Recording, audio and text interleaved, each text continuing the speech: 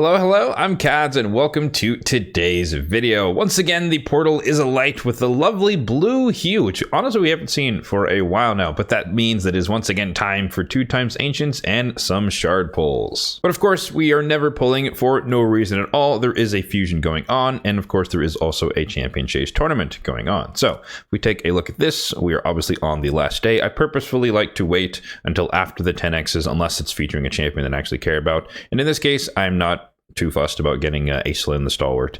So we waited till the last day where we have the perfect chance to get anything else from the summoning pool. So the champion chase here, it's fairly expensive compared to normal. I mean, the 5 fragments are at 2150, which is on the lower side. It's usually all of them, usually 10 or 15 at 2500. So it's kind of split, some low and some high. 3650 is a tall order, but it is once again 2x Ancients, which is the most accessible form of shards to the majority of the player base. And so pulling a bit more, probably like 20 more than average, around 50 to 60 is usually the average for getting to 2500. So pulling up to 20 more is probably doable for a lot of people. Maybe I'm wrong there, but I assume that a lot of people, in worst case, you'd have to pull some gems or use some gems.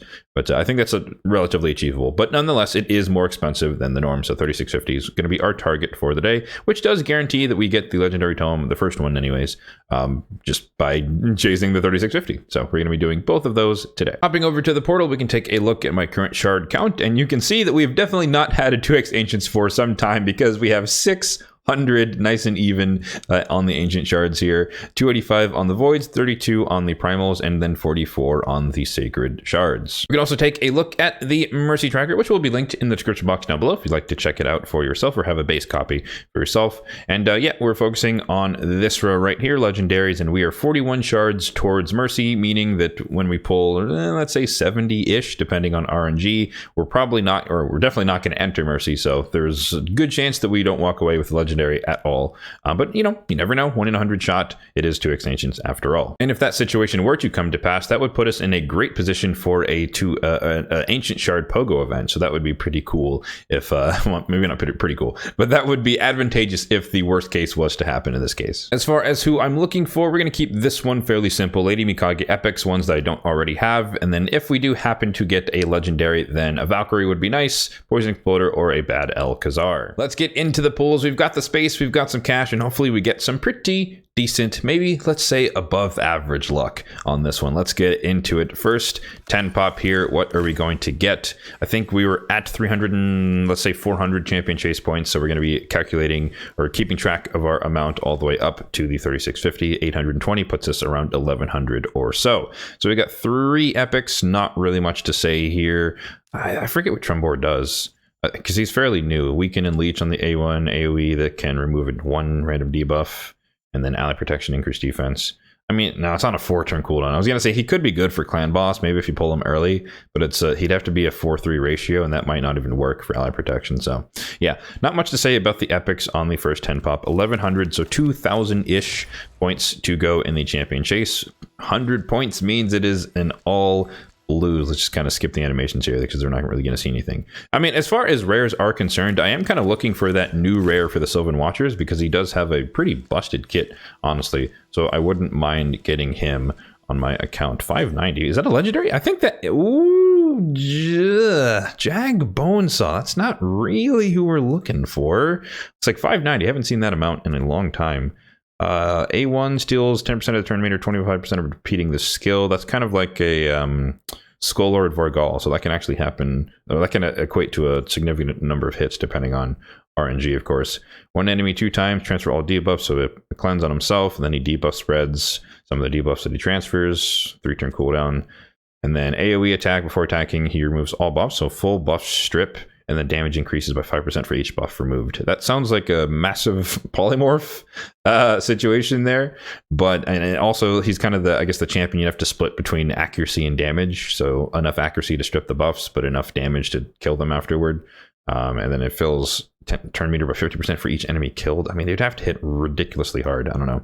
Yeah, not really impressed, and I definitely don't see him used anywhere. I think he probably hits okay, but not enough to really make a dent on my account or anyone else's for that matter. 1900 points total, so 1700 to go. Mercy has been reset with an unfortunate legendary pull, or underwhelming legendary pull. 580, that is most certainly 2 epics.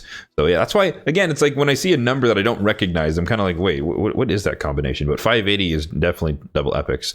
Sir Artemage, I think I've mentioned him a few times, but he used to be one of my Faction Wars DPS. I replaced him with Rhonda after I built her up, but he does decent damage. This ability hits pretty hard, ignores 30% defense, and it can give himself increased attack and crit damage, which are protected if he kills someone. So it's a pretty hard hitting ability, but it is on a 4-turn cooldown. AoE attack here that removes all debuffs from himself, so another self-cleansing champion. Then it's an AoE attack on a 3-turn cooldown, and then A1 can place decreased defense and decreased speed. So pretty decent speed in arena battles. Unfortunately, I wish that was like Faction Wars, because that's really where he kind of shines. But he's, if you need some help doing damage on the waves in Faction Wars, he can definitely do the job. And he can also be a good DPS, a flex DPS if you need him for the Kadsistency and Tronos. Canoness, not really that impressive. She did get a buff, and she does have this cool ally protection on a single target and continuous heals on everyone, so she can be a decent healer, but the other abilities just aren't really doing much. So let's keep it going. 2,500 points, so about 1,000 to go and some change. I could probably do the rest with mystery shards if I really needed to, because champion training is still going on with the path. 820 is 3 epics. We got Sir Artemage again, Gerhard the Stone, who's like immune to all like CC and single target damage dealer. Not much to say there.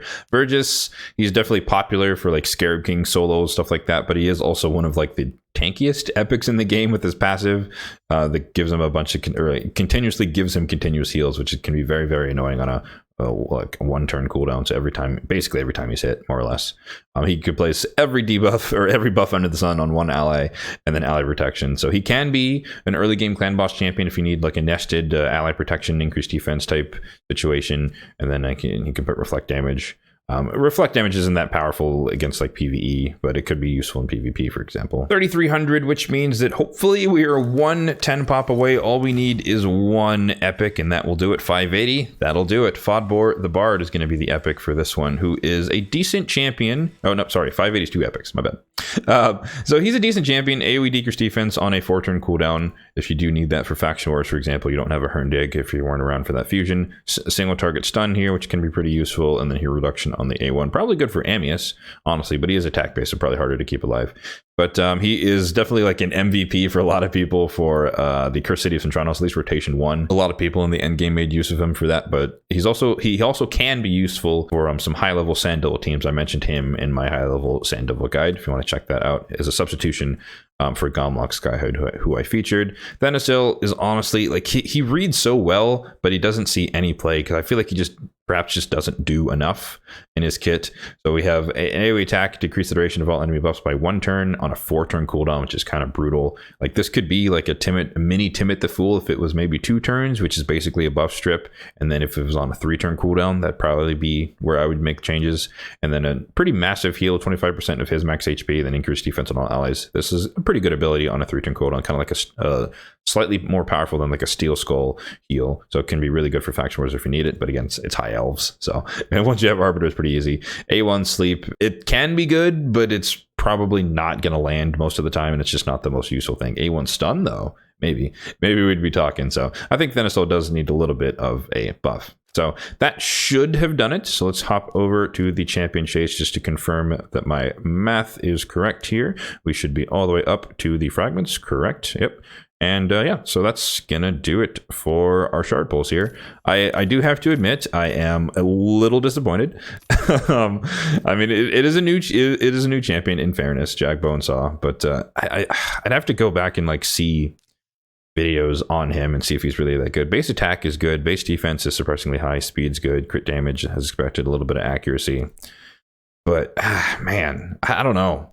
It's not just reading it. It's just a lot of single target, and then this is just like polymorph magnet. Even though polymorph has been fairly nerfed, but it's still going to be run on people, and you're still running the chance every time for every champion that you strip that has it, you still have the chance of getting polymorphed. So that's just riskier, especially on a nuker. Because if you neutralize your nuker by using their AoE damage skill, and it gets used, right, and you don't do any damage because you get polymorphed before the buff drip happens, then you're just...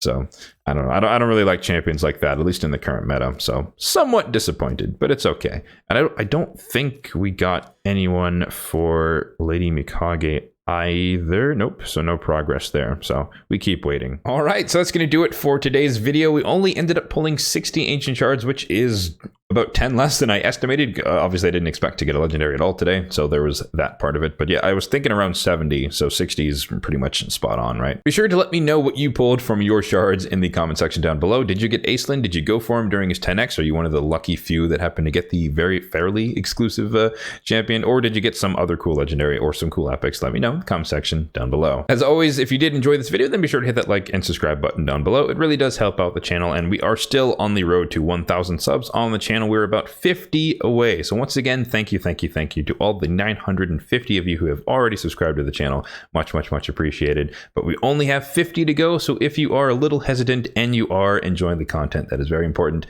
then feel free to hit that subscribe button for more content just like this one in the future. Thanks for watching and have a good one.